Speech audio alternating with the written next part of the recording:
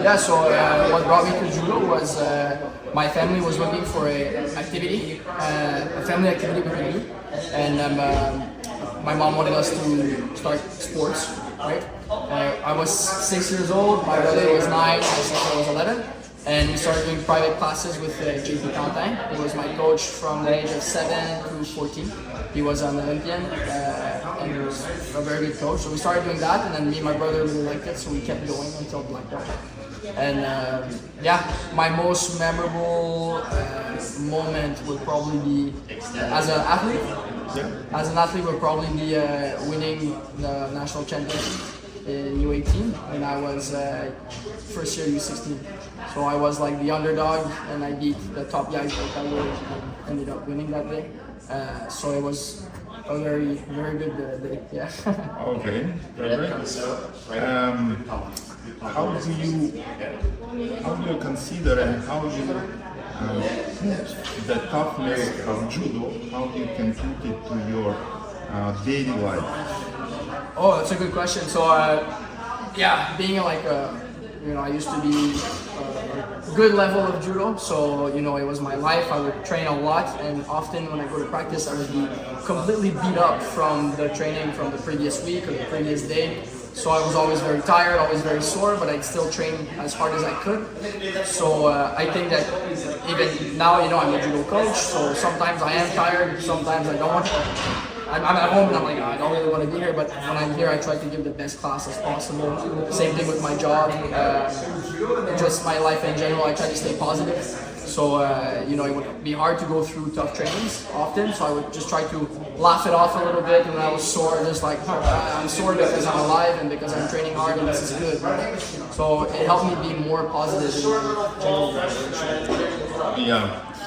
Okay, and could you please share how you mentally prepare for competitions, like especially really high competitions? Yeah, so when I was younger, I would really focus for weeks, just think all day about tournaments, and it would kind of not make me stressed out. I would visualize a lot myself winning, and when I got to a higher level, I got more comfortable.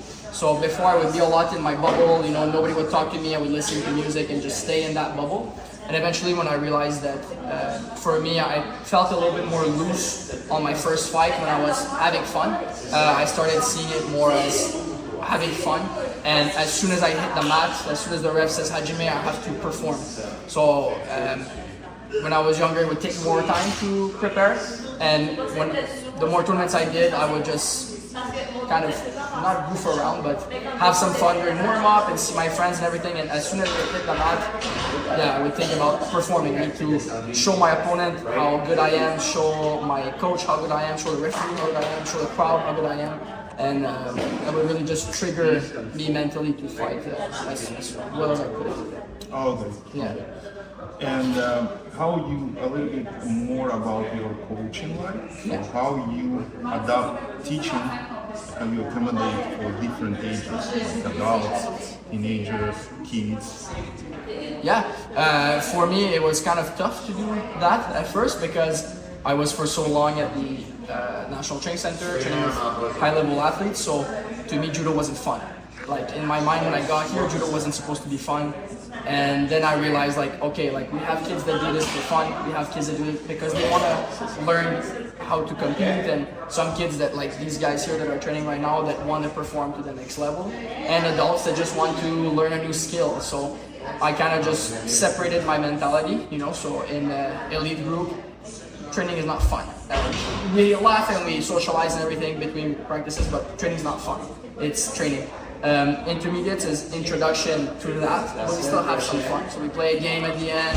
I try to have a good connection with the kids that are growing up. And beginners is more fun. We're learning the basics, but we're having fun playing games and stuff like that because we're kids. Kids need to have fun if they want to come back to practice and eventually proceed to that.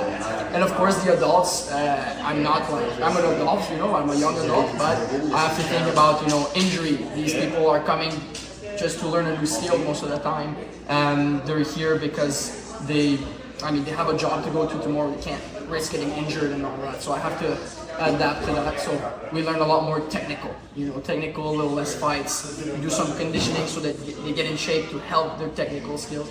So I just kind of divided group by group my mentality and approach. Yeah, and probably there is some competition between gadgets and sport, especially with young children. Yeah. And like a coach, it's a good idea to make it more fun. Yeah. And you definitely able to do it. And could you a little bit tell more about this?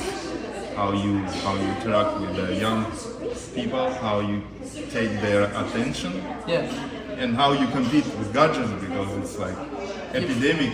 Yeah, well, I mean, gadgets is the parents, like if they give their kids like electronics all the time, video games and stuff, some of them can be stimulating, but sometimes when you get lost in that, kids need to move, kids need to play, It's been like that for ancient time. So to me, I just think interaction between every kid. So just talking to them, asking them how their day is until they get out of that shell. Some kids, they come here for the first time, they're shy. There's a lot of other kids that they don't know, and just talking to them a little bit, asking them how they're doing, and then throwing a little joke and having some fun, doing a couple of fights with them and laughing and just interacting with them. I try to be a good role model to them, but. Yeah, they come to class, there's no electronics, of course. It's just us on the mat training, and that's it. And you see kids progressively get out of their shell, class by class. And that's it, it's just interacting with kids. They're humans too, and I have always liked kids. They're funny to not pick on, but like play around with and everything. So yeah, it's just I think it's just natural interaction. Okay.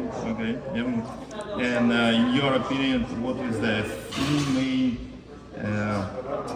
qualities or three main aspects of judo, like judoka, the person who do judo? What is the main three top aspects, quality? Judokas are very strong with their whole body. Runners have good legs and good cardio for sure. Powerlifters, some sports are more specific to certain sections of their body. Judokas is everything, especially the hands. The hands would probably be the biggest difference of judoka physically. But I think technical skill is extremely important. So you have to be very strong, you have to be very technical, and you have to be very strong mentally also. Because all the pressure is on you. You're fighting one other person. It's not like a team sport where if your team is good, you can progress with your team.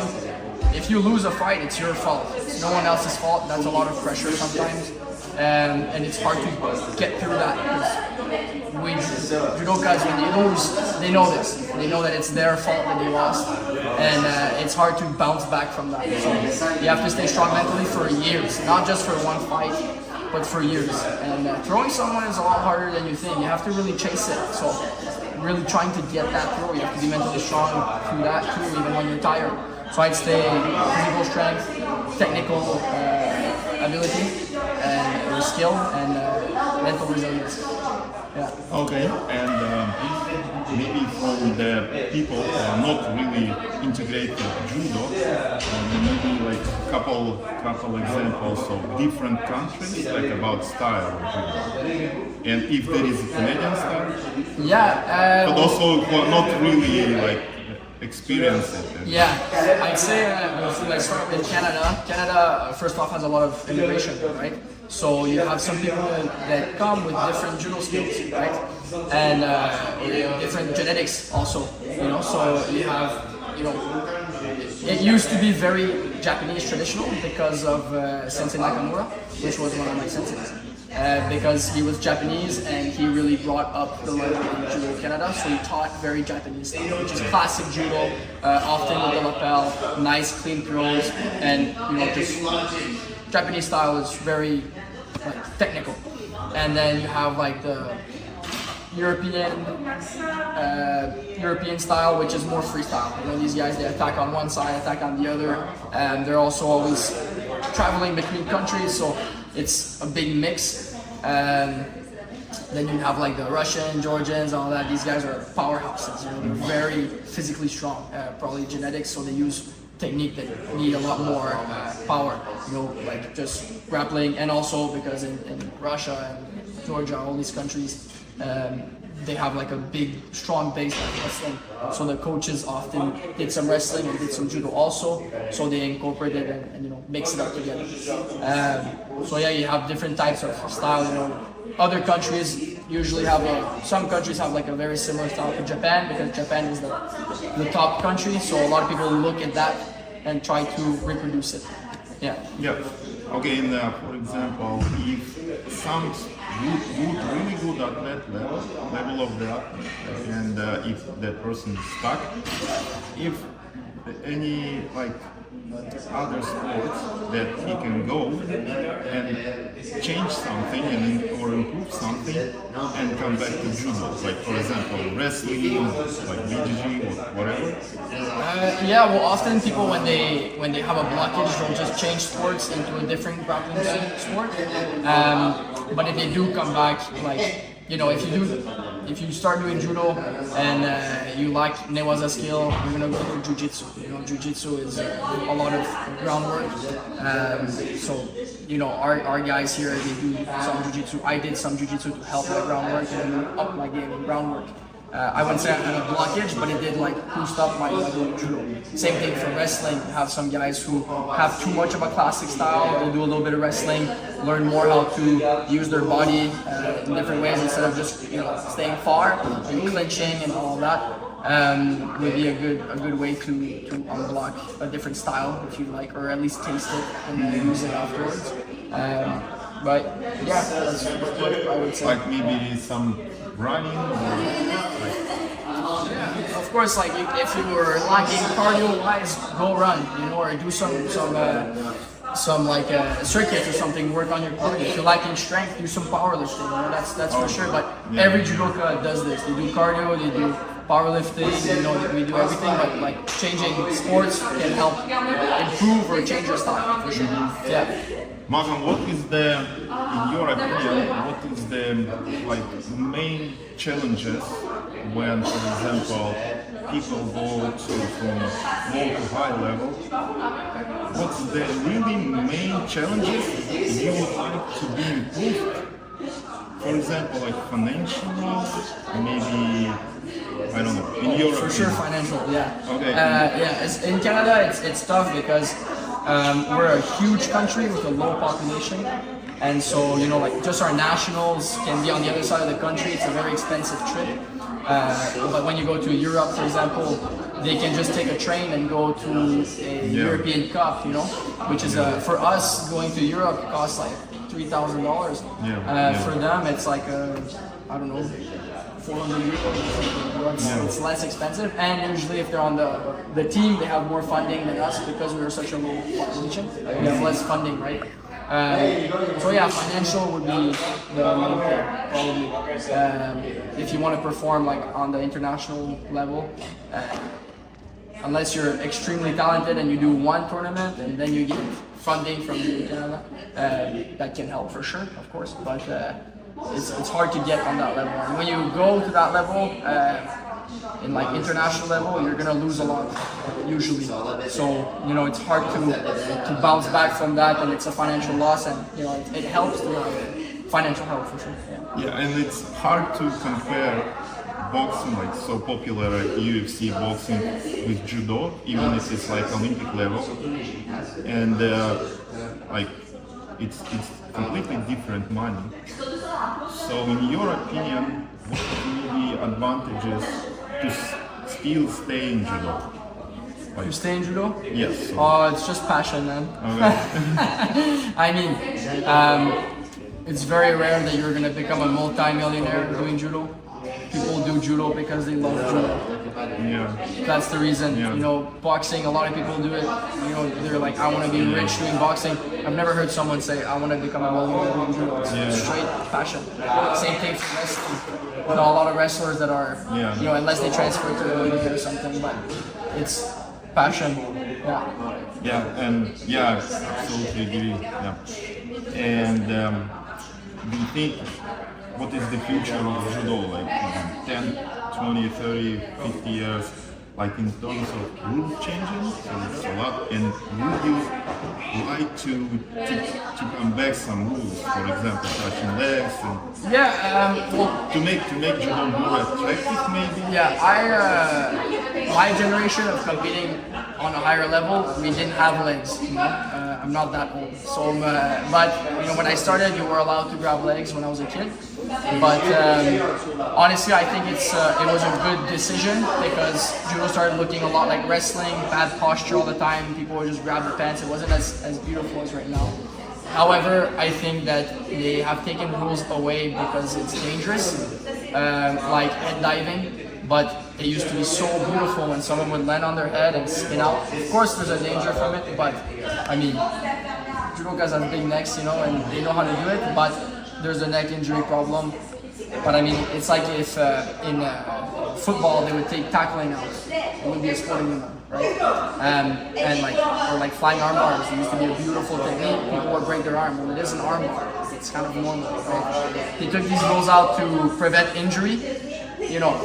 In some way it's positive, in some way it takes some of that magic away from the sport and upsets a lot of the judokas, right? But I think right now the style of judo is very beautiful, like big throws all the time and it's proper stance all the time. The penalties have been adjusted.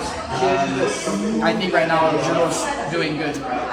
Okay. Yeah. And what do you think of one ippon? Maybe it should be 2, 3, 4. No. Just like no, ippon is it's hard to get, man. Yeah. So like I think ippon is like you're done the fight, but you still have another fight afterwards, right? So when you're watching a hockey game, right, your experience, it's like if it would be a period, but as soon as they score, the period will be done. It's a different type of sport, a different type of point system, but ippon is hard to get. So when you get ippon, you dominate as you want. And I think it would be too much if there were 2 or 3 because you can get a nice ippon and you get another one, and then the guy does a beautiful throw, but he still loses, right? I think it's solid. It's better this way. Yeah. Okay. And do you have plans to continue to compete? And like it's gonna be for fun, or you have a goal to achieve some levels? No. About okay, but do you have plans like for coaching, for your plans, goals? Yeah. Legacy from after this? For sure. So for me, I just compete for fun once in a while. It's just hard to coach and compete at the same time during the day. As for my legacy, if you like, I just want our club to be as strong as possible all the time. As many medals as possible with every tournament and proper judo. So you have clubs. Like you have some people who they teach judo, but to win, I teach the kids so that they have proper judo or nice judo, so that if they go to the next level, they have nice judo, right? And instead of just showing them one trick that works very well, and then eventually that trick doesn't work, and then they don't have anything else, right? So that's my goal with the kids class. And for the elite class, of course, it would be for them to go try to chase that the high level, international level, and perform at that scale. So trying to prepare for that level. I won't bring them there. I'll prepare them for that, and then they go to Montreal, and then they keep going for that, and also teaching them how to teach. So some of them help me with the intermediate class. And I try to kind of pick their brain into like why we do this and not that, and why we do that and not this, in a logical way, so that they develop a good judo IQ and they can transfer it to the kids, so that if one day I die, they can still teach my judo, right? Yeah. Hopefully you're gonna have a long life. And it's also good that we keep in our club and we keep traditional respect. Yeah, of course. Philosophy. Yeah. It's really good, and it's really also good that you are really pay a lot of attention to that. Yeah. and it's also good that we can talk and kids come to you and discuss it. Yeah, yeah. Malcolm, do you have maybe some wishes for judokas, like for future? Maybe someone just thinking to stop it or like whatever.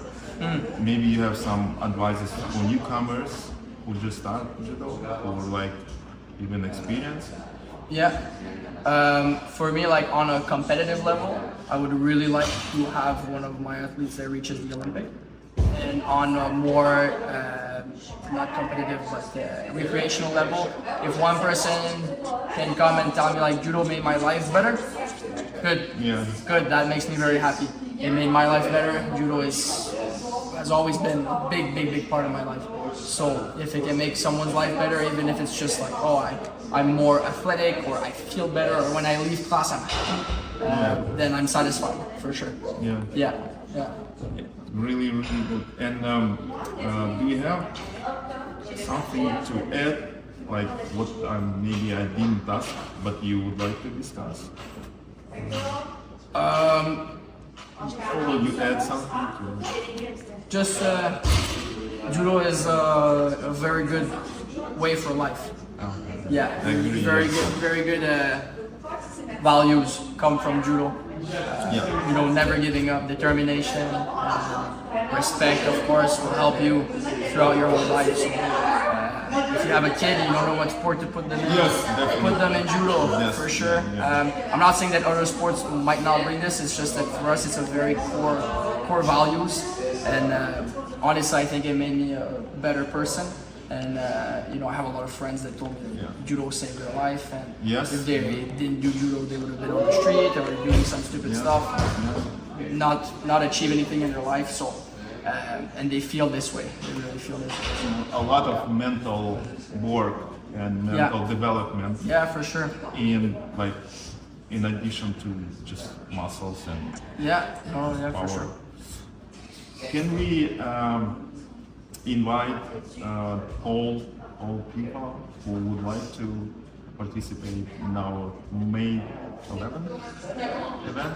Yes. For preparation? May 11th, we have the preparation for the National Championships camp from 10 to 12 and 1 to 3:30. I'm sure. And why it is good? Because I know it's really It's a useful. lot of randori, and it's like one great big push before nationals, and you need to fight different people. Your club usually has a similar style, and you're used to fighting everyone from your club. And when you bring a different club, you have different styles, different body types. Yeah. You need to learn to fight these guys, because at nationals or at any other tournament, you're gonna fight people you don't know. And if you've never fought someone that's taller than you, shorter than you, you need to learn these things. And it's good to practice that for sure. And, Yeah, and also, people, it's a lot of fun. Yeah, and people can share some experience, course, like yeah. high belts Yeah. with low belts. Yeah, for sure. So it's going to be a good training. So And Come. the same, just a little bit of français for people Oui. not good in English, and we can invite them to make. oui, venez à notre camp le 11 mai. Donc c'est de 10h à midi et de 1h30 à 3h30. C'est surtout des combats. Donc c'est important de se battre contre différents styles de judo et contre différentes sortes de corps aussi. Donc venez vous entraîner avec nous. Vous êtes la bienvenue si que vous vous préparez pour les championnats canadiens. Merci beaucoup, Sensei.